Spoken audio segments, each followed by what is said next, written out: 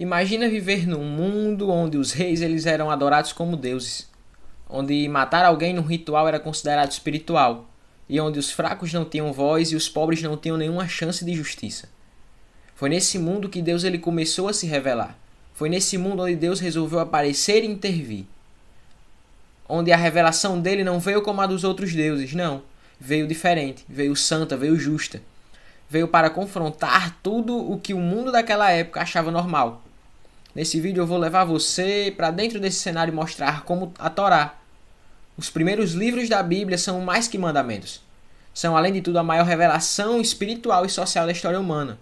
Sabe por quê? Porque Deus ele escreveu uma história e ele ainda está escrevendo ela.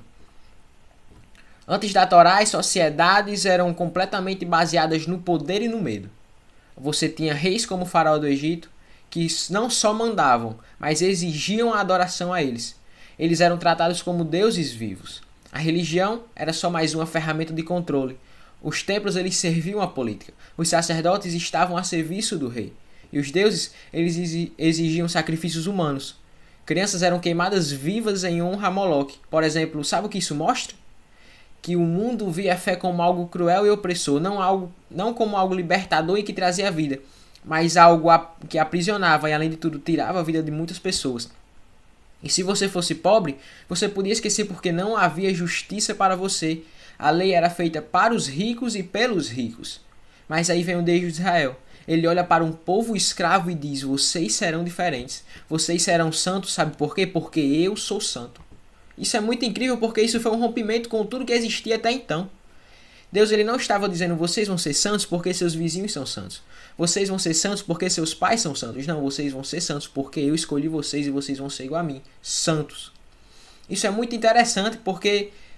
Agora escute isso. Você já ouviu falar no Código de Hammurabi? Uma das leis mais antigas da humanidade.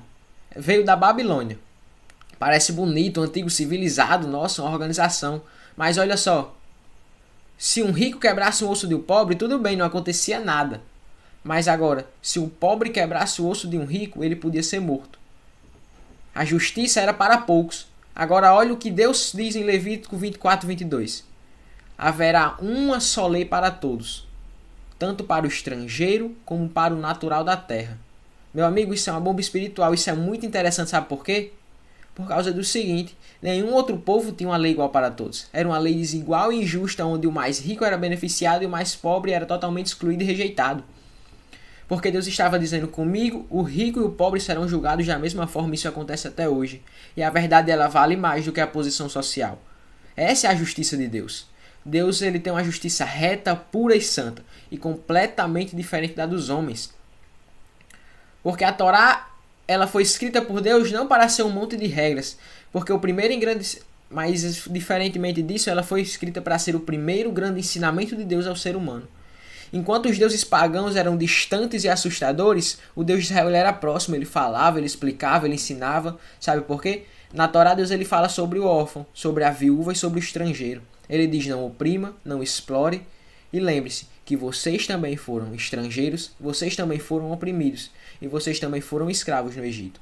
Porque isso é muito interessante, porque Deus estava mostrando que poderia ser de fora, poderia ser estrangeiro, mas devia acolher, diferentemente do que aconteceu com eles, porque eles foram explorados. É isso que Deus quer para o seu povo. Deus não quer que a gente explore, Deus quer que a gente lembre do nosso passado. Olha o sábado, isso é muito interessante porque nenhuma nação da época dava descanso para o escravo, para a mulher nem para os animais. Mas Deus ele manda descansar no 7º dia. Não só o chefe, mas o servo, o boi, o jumento. Por quê? Porque Deus ele é um pai e ele cuida de tudo que ele criou. A Torá é Deus ensinando que a vida tem limite, o descanso é sagrado e todo mundo importa para ele. Por quê? Porque Deus ele não está aqui para nos oprimir, ele não está aqui para nos explorar, mas ele está aqui para nos ensinar que ele é um pai presente, bondoso e cuidador e que sempre vai fazer o melhor por nós. Agora preste atenção nesse detalhe, porque isso é uma coisa muito interessante que pouca gente sabe. Em Levítico 25, Deus ele cria uma coisa chamada Ano do Jubileu. A cada 50 anos tudo voltava ao começo. A terra que foi vendida por necessidade voltava para o dono original. Dívidas eram perdoadas e os escravos eram libertados. Era como se Deus ele dissesse: olha, vocês não vão transformar os pobres em escravos eternos. E a terra é minha e eu quero justiça, não ganância. Enquanto o mundo dizia quem tem mais manda mais, Deus ele dizia quem tem reparte, porque tudo é meu. E se eu dei a você agora eu posso dar muito mais. Então não guarde. Assim como o maná, Deus ele todos os dias mandava o maná. Mas o que ele dizia? Coma, não junte. Por quê? Porque para as pessoas que juntavam, o que acontecia? O maná se estragava no dia seguinte, porque era uma forma de Deus mostrar, olha, eu dei hoje, então eu vou dar amanhã. Eu tenho a capacidade e o poder de dar. Então vocês devem somente confiar em mim. E quem não confiava acabava ficando frustrado.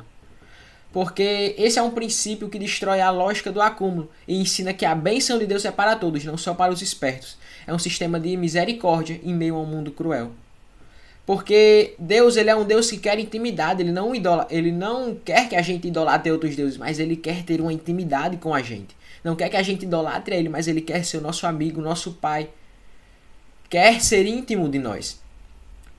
Porque a gente tem que entender uma coisa. Enquanto os povos morriam de medo dos deuses e viviam em rituais sem fim, sacrificando pessoas, matando pessoas, Deus ele se revela como pai. Ele diz, ame o seu próximo como a si mesmo. Ele fala, não terá outros deuses diante de mim. Em Deuteronômio 12, ele manda o povo destruir todos os altares falsos e diz, só no lugar que eu escolher, ali vocês vão me adorar. Ou seja, não tem mais tempo para múltiplas verdades. Não tem mais tempo nem espaço para cidades com seus deuses, não, mas com um Deus somente. Agora é um só Deus, um só Senhor e um só centro de adoração. É um povo separado para ser luz no meio das trevas. É um povo que foi escolhido para fazer a diferença entre tantas pessoas que são iguais. E essa é a verdade. Deus ele não quer só obediência, mas ele quer intimidade e ele não quer que o conheçam, não por rituais. Ele quer ser conhecido, mas por relacionamento. Ele quer ser conhecido não pela forma como os outros deuses eram conhecidos, através do que o povo dizia, através do que as pessoas diziam, através de sacrifícios cruéis, mas Deus ele quer que a gente conheça ele. Assim como Jó, não só por ouvir falar, mas por ver, por entender que só ele é Deus e que só ele é o Senhor. Amém? Fique com Deus. Jesus te ama. Tchau.